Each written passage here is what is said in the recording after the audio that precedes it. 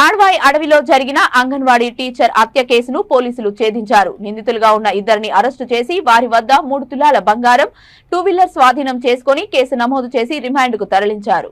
ఇక వివరాల్లోకి వెళ్తే ములుగు జిల్లా తాడ్వాయి మండలం నాంపల్లి అటవీ ప్రాంతంలో అంగన్వాడీ టీచర్ రడన్ సుజాత హత్య జరిగింది. తాడ్వాయి సిఐ శంకర్, ఎస్ఐ శ్రీకాంత్ రెడ్డిలు హత్యను ఛేదించిన వివరాలను ములుగు డీఎస్పీ రవీందర్ మీడియా సమావేశంలో వెల్లడించారు.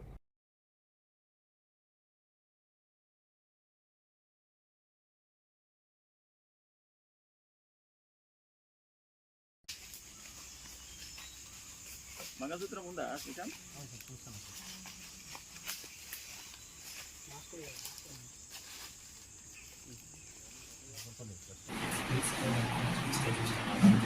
లోపలికి రా. నిల్చోబెట్టు వెంట నిల్చోబెట్టు బయట పెట్టి పంపిస్తున్నాను.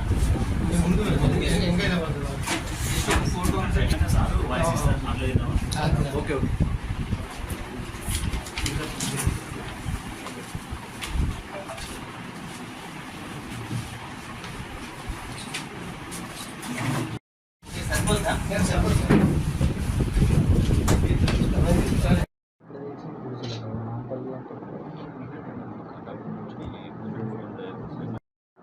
ఓకే, మీ అందరికీ తెలుసు ఈరోజు ఈ నెల 14వ తారీఖు మనకు నాంపల్లి గ్రామ శివారు తాడ్వాయి మండలంలో ఒక అంగన్వాడీ టీచర్ హత్యకు గురైంది. దీని మీద వాళ్ళ అబ్బాయి ఇచ్చిన ఫిర్యాదు మేరకు కేసు రిజిస్టర్ చేయడం జరిగింది.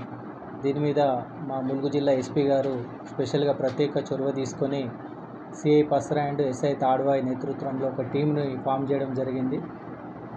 వాళ్ళు ఈ రెండు రోజులు చాలా కష్టపడి ఇద్దరు నిందితులను పట్టుకోవడం జరిగింది. అందులో ఒకతని పేరు ఆకుదారి రామయ్య, ఇంకొకతని పేరు పగిడి జంపయ్య. వీళ్ళది రొయ్యూరు గ్రామం. వీళ్ళు గతంలోనే ఈ టీచర్కి గురి కాబడిన టీచర్కి పరిచయం ఉంది.